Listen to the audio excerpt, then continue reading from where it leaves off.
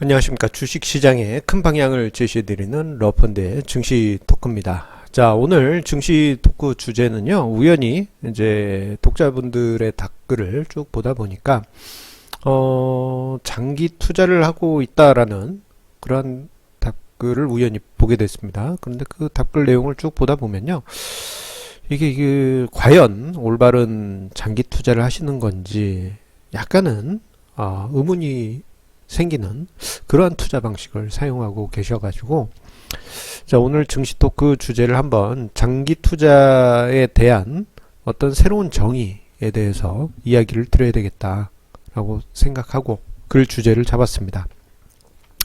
자, 제목은 이렇습니다. 장기 투자. 한 종목을 몇 년씩 들고 가는 것은 능사가 아니다. 예, 이게 무슨 말이냐?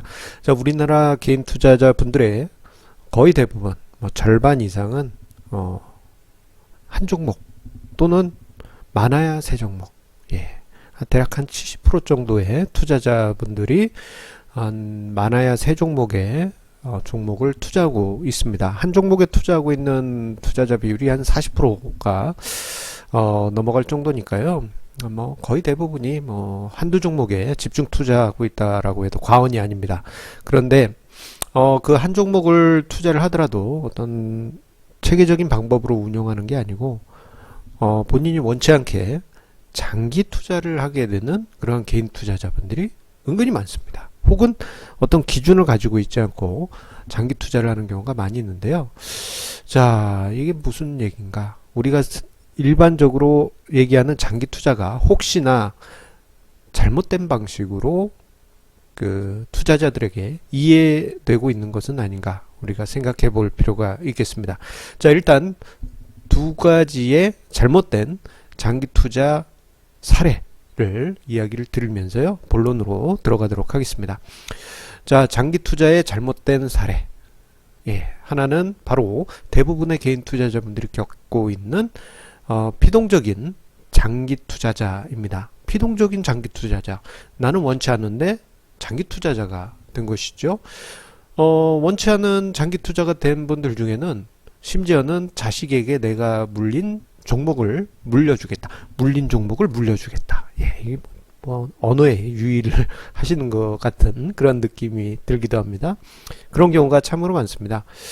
자, 대부분의 경우요, 뭐 어떤 재무적인 리스크가 높은 그런 종목을 투자하였거나, 혹은 회사가 위기에 빠졌거나, 혹은 버블이 심한 종목의 모멘텀을 노리고 투자에 들어갔다가 이게 수익률이 꺾이면요, 우리나라 개인 투자자분들, 뭐 우리나라뿐만 아니라 대부분이 그렇습니다.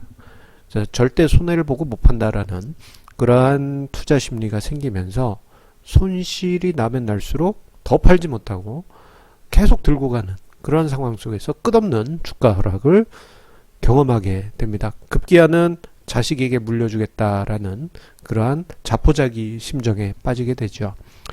자, 대표적인 케이스는 지금 화면상에 도표로 나와 있는 요 금호산업입니다. 자, 2007년까지만 해도 2000년대 중반에 화려한 주가 상승과 함께 정말 많은 투자자들이 2007년 후반부에 엄청나게 매수를 했습니다. 그 중에 제 지인도 그 시기에 매수를 했는데요.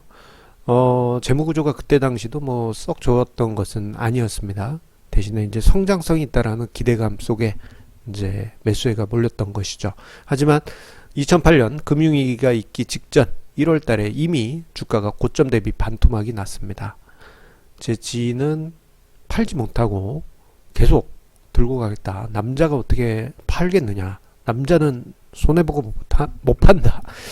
예, 이게 씁쓸한 현실이었습니다. 하지만 그 후로 주가는 뭐 계속 하락했고요. 지금 요 차트가 로고 차트라고 해서 등락률을 이제 완충시키는 그러한 차트여서 그렇지, 이게 고점 대비해서 최근에 보면요, 이게 거의 한 200분의 1 토막 났습니다. 이 200분의 1 토막, 뭐 조금 좋게 얘기해서 100분의 1 토막 났다고 하더라도 이게 100배 이상 상승하지 않는 이상은 그 주가에 다시 도달하기 어렵습니다. 현실적으로 거의 불가능한 것이죠. 자, 이뿐만 아닙니다. 장기 투자의 잘못된 사례 중에 또 하나는 회사 운명과 함께 내가 다니는 회사에 주식을 몰빵하는 경우입니다. 뭐 자신이 다니는 회사에 주식을 투자해서 좋게 되는 경우도 물론 많이 있습니다. 예, 뭐 10여 년 전에 조선사 현대미포조선에 다니는 어떤 직원이 투자를 해서 몇 년 동안에 큰 수익 엄청납니다. 그때 당시 한 50배인가 100배 가까이 벌었다고 뉴스에 나오기도 했어요. 그런 뭐 긍정적인 뉴스도 있긴 합니다만 이게 원론적으로요. 자신의 모든 재산을 회사 주식을 사들일 경우에는 분산 투자 관점에서 큰 오류를 만들 수 있습니다. 왜냐하면은 회사가 잘 되면 다행이지만 회사가 잘못될 경우에는 내 소득이 줄어들게 되죠. 회사가 안 좋으면은 연봉도 줄이지 않습니까? 근데 그런 상황에서 회사가 안 좋아졌는데 주가도 빠졌다 그러면 내 재산도 줄어듭니다. 소득도 줄고 재산도 주는 그런 이중고가 발생되기 때문에 분산 투자 관점에서는 내가 소속된 회사의 주식을 투자하는 거는 많이는 하지 마라. 그런 게 원칙입니다. 하지만 이렇게 내가 다니는 회사에 올인해서 투자하시는 분들이 왕왕 있어요. 워낙 이제 회사에 대한 충성도가 높아서 그러실 수도 있지만 요거는 자칫 본인의 소득과 재산이 동시에 줄어드는 악순환이 만들어질 수가 있습니다. 뭐 또 10년 전 이야기를 해서 또 그렇지만 2007년 당시 해운사들의 주가가 승승장구할 때 모 해운사에 근무하던 분들의 이야기를 들은 적이 있습니다.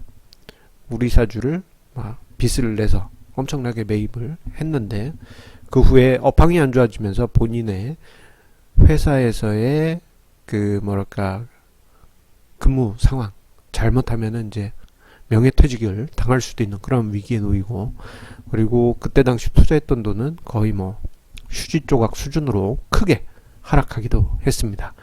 자, 이 과정에서 원치 않은 장기 투자가 되고 말지요.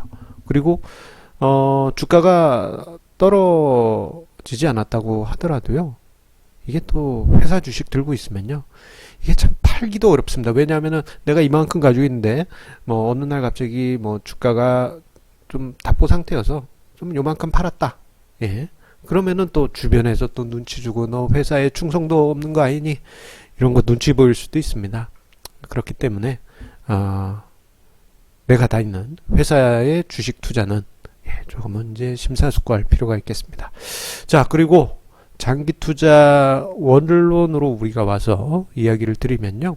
무조건 오래 들고 가는 것은 능사가 아니다라고 이야기 드리고 싶습니다. 이게 무슨 말이냐? 야, 우리나라 기업들 같은 경우에는 그 수출 기업이 대부분이다 보니까요. 글로벌 경기에 따라서 업황이 몇 년에 한 번씩 엎치락 뒤치락 합니다. 뭐 좋을 땐 좋지만 나쁠 때는 크게 악화될 수도 있어요. 그래서 좋은 시절에 매수했다가 원치 않게 몇 년 동안 소가리를 하는 그러한 상황이 발생할 수도 있고요. 경우에 따라서는요. 회사가 사라지기도 합니다. 예. 이런 경우를 저도 이제 왕왕 관찰하기도 하는데요. 가치 투자 포트폴리오를 이제 주기적으로 세팅을 하고 그것에 관한 수익률 히스토리를 계속 추적을 하고 있습니다. 그런데 그렇게 세팅할 때마다 한 50개 종목을 세팅하는데요. 한 1, 2년에 한 번씩은 한 종목씩 사라지는 그런 경우가 왕왕 있습니다. 예, 뭐 흡수 합병 되는 경우도 있지만 뭐 금융위기의 피크를 지날 때는 그 재무 리스크로 상장 폐지되는 경우도 가끔 있습니다. 그리고 3, 4년 길게 더 이어지게 될 경우에는요. 사라지는 종목 수가 3, 4개로 늘어나기도 합니다.